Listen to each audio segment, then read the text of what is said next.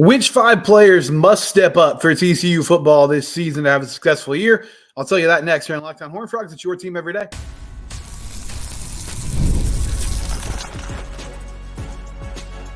You are Locked On Horned Frogs, your daily podcast on the TCU Horned Frogs. Part of the Locked On Podcast Network, your team every day. Locked On Horned Frogs, your team every day. I'm your host, Steven Simcox. Please subscribe to the YouTube channel, or we're free and available wherever you get your podcasts. So subscribe on your favorite podcast platform. We're talking TCU football to start today. We'll actually get to some tennis news in segment 2, and we'll finish with some audience reactions, some questions from you guys that I want to answer as well. But football-wise, 5 players that have to step up for TCU in 2024. I'd love to hear your thoughts in the YouTube comments. You can tweet at me at SimcoxSteven. The show is at LockedOnTCU on Twitter or X, if you want to call it that. TCU football. You know, the funny thing is they're replacing a lot of – there's a lot of optimism about this group. And you got a new defensive coordinator. You've got a decent amount of returners, a core group of guys that are coming back. But part of this is just the era of the transfer portal. You have some key players coming in who'll be asked to do some major things. And you're also losing some of your best leaders and toughest players off last year's team that wasn't particularly known for those attributes. Didn't feel like they were always stepping up to the plate in that regard from a mental toughness standpoint, from a leadership standpoint. But Jared Wiley, gone. Amani Bailey, moving on.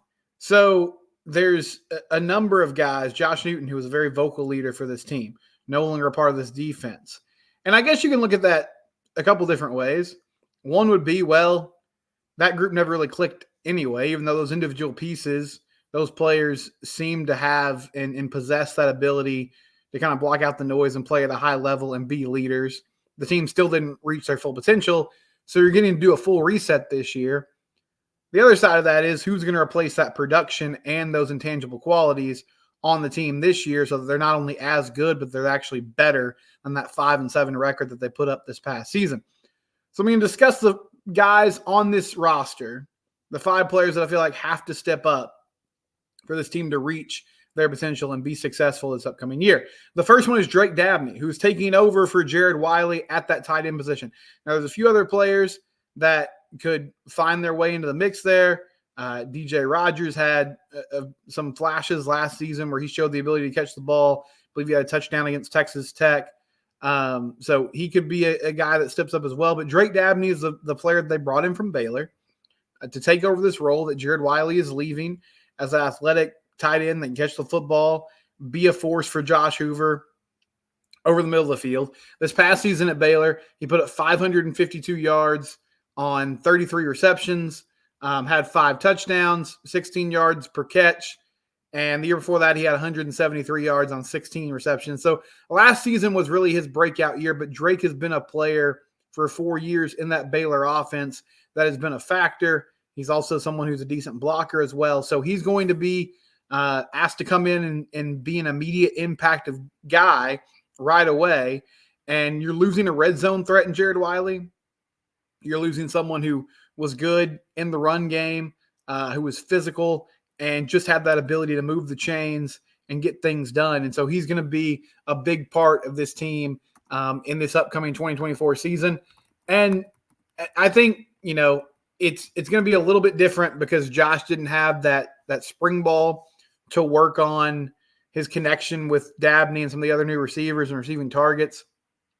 But at the same time, you hope that Dabney becomes kind of a security blanket for him where, okay, I know where this guy's going to be. We can move the chains by getting the football, and that'll be a good weapon for us to use in this offense. Another name at that tight end spot that I think we should just keep an eye on is Chase Curtis, who dealt with some injuries last season, but he was pretty involved in the passing game when he was healthy, and he's a vet as well. So I think they're going to find opportunities for him to get targets along with Drake Dabney in this offense. And we'll see. You know, I think one of the things I was super excited about when Kendall Briles got here this past season was using the tight end more. And ultimately, Jared Wiley's numbers ended up being pretty solid. It did still feel like there was an impact that was left on the table, though.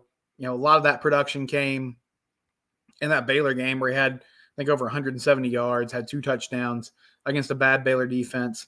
I would love to see the tight end get more involved more consistently in the offense this upcoming year. And like a lot of other things with that side of the ball, it just never really fully clicked like we expected it to. So hopefully year 2 is where they turn it around. But Drake Dabney and those other tight ends stepping up and trying to take over for Jared Wiley this upcoming year. Number 2 is going to be Bless Harris, Bless Harris, who transferred in from Florida State this offseason. He's going to be your starting left tackle. I've talked about the offensive line a lot. I feel good about where they're at with the interior offensive line, whether it's James Brockermeyer, Colton Deary, Cade Bennett when he gets on campus, Carson Bruno, someone that they slid inside, Remington Strickland could be a name to know as a guard or center in this offense this upcoming year. But it feels like they have enough depth to have some solid starters and also rotate pieces. If there's an injury, they're not going to be completely up a creek. But that tackle position is very different. You got Bless Harris on one side, potentially Mike Nichols on the other. Guys like Ben Taylor Whitfield, Robbie Rochester are going to be leaned on a lot at the moment, unless they go get another tackle in the portal, which it doesn't feel like they're going to, because I think the additions they've made so far, that's going to kind of be the end of adding to the roster, at least for now. So the biggest thing is, can Bless Harris stay healthy? Because when he's been healthy, whether it was at Lamar or at Florida State, he's been a really good player, especially in pass protection. And one thing that I noticed about all these offensive linemen that they brought in, part of it is it's easier to grade out at a higher level in the pass protection than in run protection, because it's just more difficult than the offensive lineman to reach a guy on the block, move him off the line of scrimmage, get him down the field, and not allow him to shed the block and make a tackle. Pass protection is tough, but I think there's something to be said about being able to just stay in front of your guy and not get your quarterback killed. That's a little bit of an easier job for an O-lineman. And Bless Harris was great at that. And so I wonder if they're going to let Josh Hoover kind of sling the rock around a lot this year because of the types of O-linemen that they brought in. But Bless needs to stay healthy. He needs to keep Josh protected on that side. And he's got to be an anchor of this offensive line. They're counting on him to be one of those guys that just kind of turns the tide up front and makes them much better at that position, because that was such an inconsistent piece of the offense last year, and it never really clicked like it should have. So if the offensive line is going to be good, if this offense is going to be good, a lot of it's predicated on keeping Josh upright in the pocket, and nobody's going to have a bigger job in that regard than Bless Harris, who's transferred in from Florida State this past offseason. And really, you could include the entire offensive line in that discussion, but we're trying to keep it to singular players here. So Drake Dabney, Bless Harris, another player on the offense. You got to talk about the QB. It's Josh Hoover. Josh Hoover has got to be a force this upcoming year for TCU football. So much of the optimism around this team is about him stepping up and taking the jump, being a more accurate passer, has to cut down the turnovers, be a better decision maker, and get the vertical passing game going. That was another part of this offense that was sorely lacking last season. They just simply did not push the ball down the field. They had some big plays on, some yards after catch type of situations, but the old school kind of 1-for-1, go up and get the ball, throw it deep to your guy, let him go make a play, that was pretty non-existent in this offense. And so Kendall Briles and Sonny Dykes and Josh Hoover have to find a way to connect and make that pop this upcoming season for TCU. If you're going to be in close games, which this team has been in a lot of those the past 2 years, and they won all those coin flip games in 2022, they struggled in 2023. But if you're going to win those football games, oftentimes it comes down to QBs making plays. They had a couple opportunities last year, whether it was Colorado, had the ball in their hands, chance to go down and score, couldn't do it. Couldn't even get in field goal range. Against West Virginia, they got in field goal range, but it was a long field goal. It got blocked. Not sure what was going on with Griffin Kell, just mentally on those last 2 kicks. But also, they didn't do him a lot of favors by making him kick 40-plus yard field goals. They could not execute and get down the field in the second half. Against Texas Tech, moved the ball into Red Raider territory, had a chance to go score a touchdown to tie that ball game, ended up throwing a pick, lose the game. Those were huge differences in the course of the season. If they win those 3 games, we're talking about a much different situation.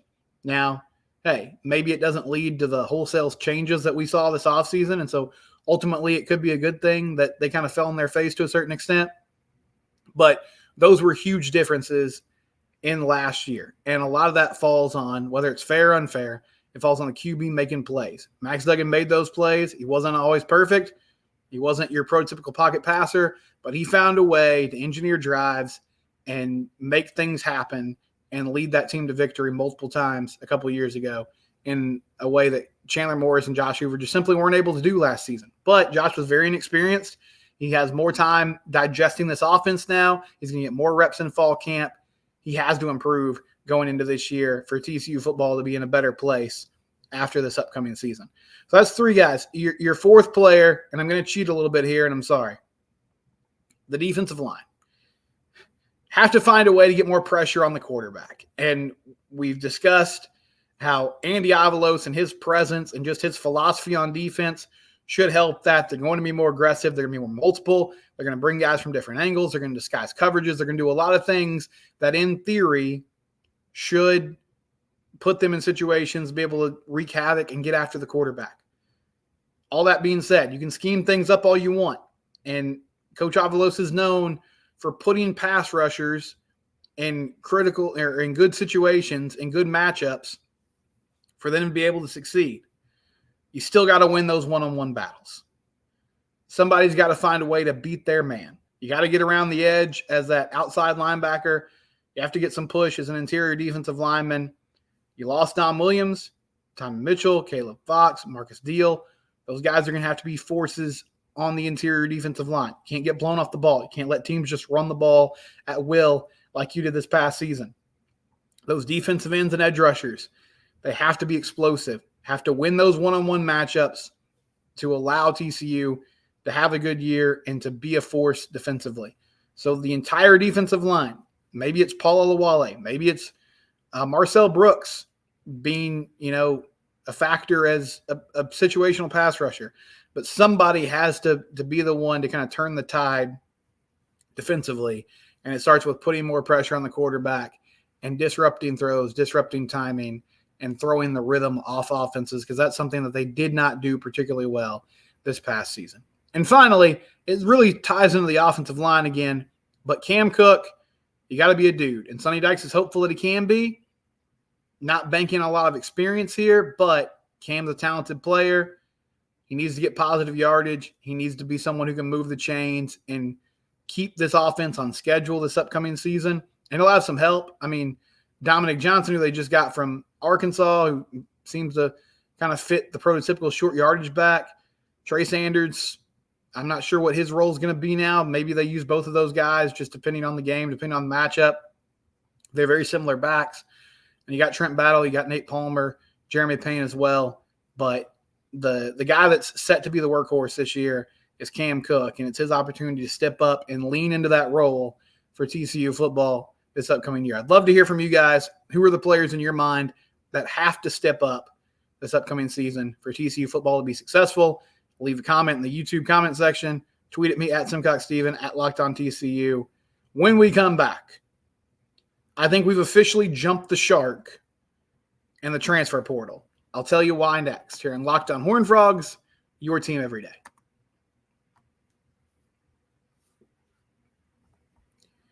FanDuel, if you're looking to make some money on your lovely hobby of sports addiction, FanDuel.com/lockedon is the place to go. FanDuel, it's where the game starts. New customers get $150 in bonus bets with one $5 bet. That's one $5 bet. Gets you $150 in bonus bets. FanDuel.com/lockedon. You can make sure your first bet is a winning one by going to that website and being a new user. You can also download the FanDuel app. FanDuel, NBA playoffs, Major League Baseball, NFL, and college football coming up. Whatever it is that you're interested in, whatever it is that you love, FanDuel can help you out. FanDuel.com/lockedon. Proud sponsor of the Locked On Network.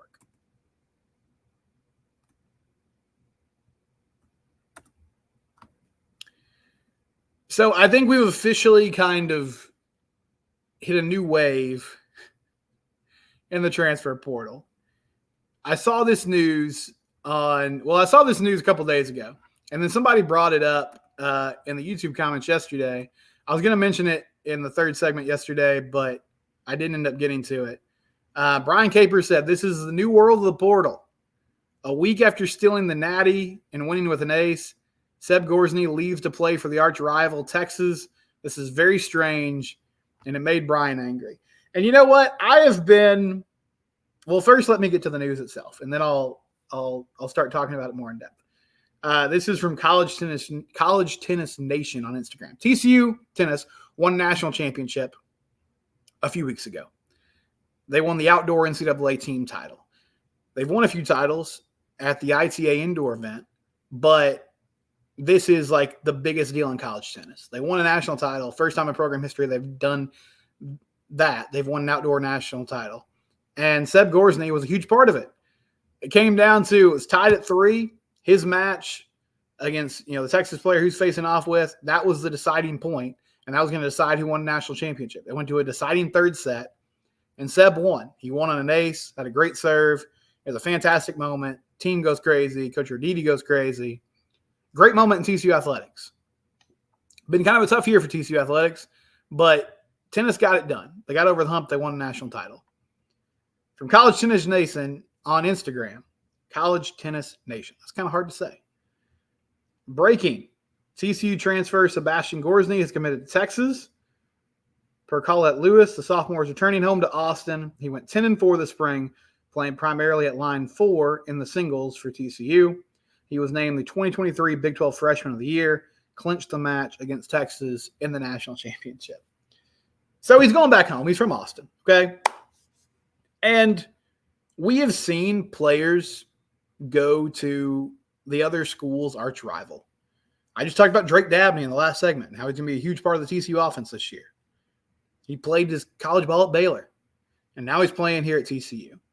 Trey Richardson transferred from Baylor to TCU, played baseball, and was a huge part of that team that went to the College World Series. And if Baylor fans knew they had a baseball team, they might be mad about that. It's happened across sports. And Jordan Hudson, I was trying to think of TCU examples. Jordan Hudson went from TCU to SMU. Same thing with Kyron Chambers. It's the new world that we're living in. And for the most part, I'm pro player empowerment. I understand why the talk about revenue sharing has ratcheted up so much in the last 5 to 10 years. I think it's awesome that guys now have the chance to take advantage of NIL, the freedom of movement aspect. It makes sense given that coaches can move, at will on their own. So I've tried to be super supportive of that. And when a player transfers from TCU, I'm typically just like, hey, wish them the best. Sorry it didn't work out here. And they've lost some big names. I mean, when Dominic Williams hit the portal this offseason, that was a big deal. That's really going to hurt this defense. I wish he was here. But he had the chance to go elsewhere. Seems like it was mainly because he was going to make more money to play in the SEC. He ends up at Oklahoma. I'm sure he'll do well there.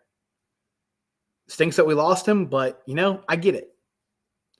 I got to say, though, I'm probably going to sound old and grouchy, but come on, Seb. We just won a national title, and you were like the biggest part of it, at least in that specific match. You won the deciding point. You hit an ace to win it all against Texas, who we had multiple battles with this past season. And now you're going to go play for Texas?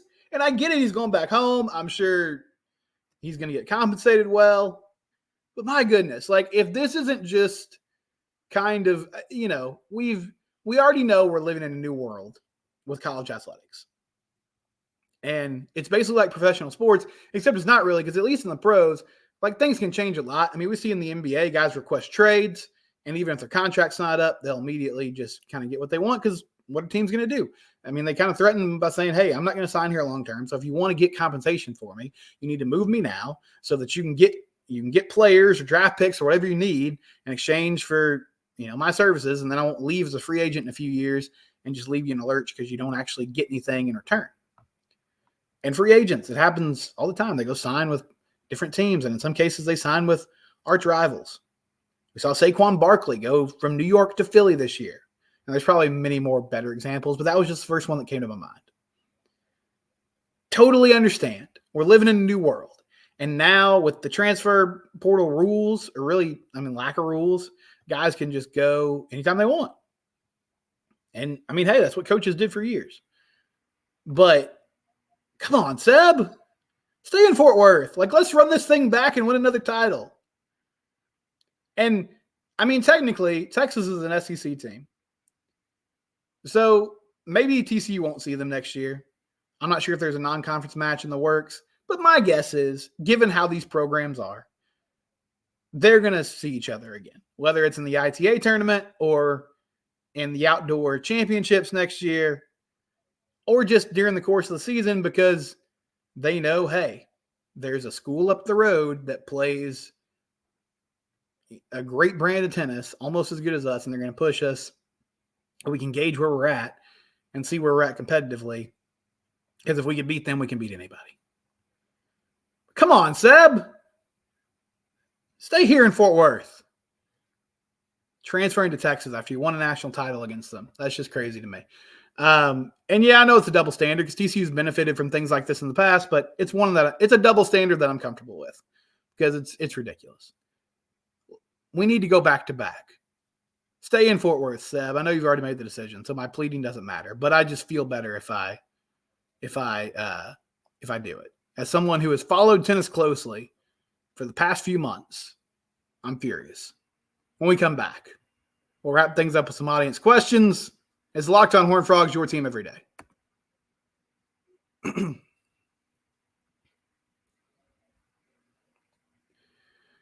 So we bounced around and covered a lot of topics yesterday, but the main one was Dominic Johnson coming from Arkansas, the running back. Robert Wright says he thinks this is a good fit. He'll be good in the goal line or at the goal line and for the red zone offense. Yeah, that's the idea. You hit the nail on the head. They're trying to find somebody who can be a factor in short yard situations. He had 7 touchdowns in 2021, which is when he was most healthy and at his best. And you saw, if you watch his highlights, there's a pretty good 10-minute video that kind of compiles everything he did that season. You see the ability to get off guys and just beat that first surge and score touchdowns or get first downs, keep those legs churning, make things happen. So if that's the version of Dominic that we're going to get, then I think it's a good addition. And again, this is a type of player you're probably going to add in the second portal window is someone with experience who fits a specific role. Matt Clark says, I like this move at running back. I've been dying for a big back Travorce Johnson. Say-woo for years. You can't always have finesse. You need to be able to lay the lumber and send a message from time to time. You're totally right. They haven't had that change of pace guy in a while. I think Trey filled that role pretty well for the first half of the year, and then things kind of went a different direction. And part of that, too, was I just feel like the offense really changed. It was always kind of a pass-happy offense, but it became more pass-happy when Josh took over. And they're really trying to get the ball out of his hands quick and supplement the run game with some of that short passing stuff. And so that made a difference as well. Ron says he really enjoys the show and my reporting of TCU football. Thank you, Ron. I appreciate you for listening. Thanks for tuning in, as you always do, to Locked On Horned Frogs. Appreciate your input. Let's see here. Is there anybody else that I'm missing? Doug says baseball felt like it was out-scouted in conference play. Started like murderers raw offensively before conference play, then seemed weaker in conference. Pitching, I expected to be elite because they usually develop amazing arms, but didn't pan out that way. Yeah, the pitching staff, that's my biggest – well, I guess they're kind of half and half. I have concerns about the pitching staff and just the pitching development because I feel like it's been a long time since the Frogs put together a solid weekend rotation that had some depth and quality Friday through Sunday. And again, this year, it was really a revolving door after Peyton Tolle on Friday nights. And they never found that consistent arm that could kind of bridge the gap and help them out. And that's why you saw a team that dropped a lot of series because, you win a big Friday night game against West Virginia on, it was Thursday game because it was last week of the season and they adjusted the schedule. But you win that opener against West Virginia, you feel good. But then Cole Klecker struggles in game 2. You get behind in game 3 because Luis Rodriguez has a bad inning. And suddenly you're playing from behind. And it's not an offense that was really designed to play from behind. And so things went downhill. And then if you lost Peyton's start, like in the series where they went up to Cincinnati, he had no hitter going through like 5 innings, I think. Things kind of break down in the 6th. Cincinnati takes the lead. You lose that game. Well, if you don't have quality arms behind him, well, now all of a sudden you lost the game that you had kind of penciled in to win, and then you get swept. And so you saw some of that this year as well. Tough year all around. Hopefully they're better this upcoming season. There are a few more, but I'm sorry I'm running out of time here. I'll try to respond to you maybe like on YouTube individually. Thank you for tuning into the show. I have a show coming out tomorrow, and then I'll explain more tomorrow on tomorrow's show. But my family and I, we're going on vacation for a few days. So I'll be out for the end of this week, but show coming tomorrow. So be on the lookout for that. This is Locked On Horned Frogs, your team. We do it here every day.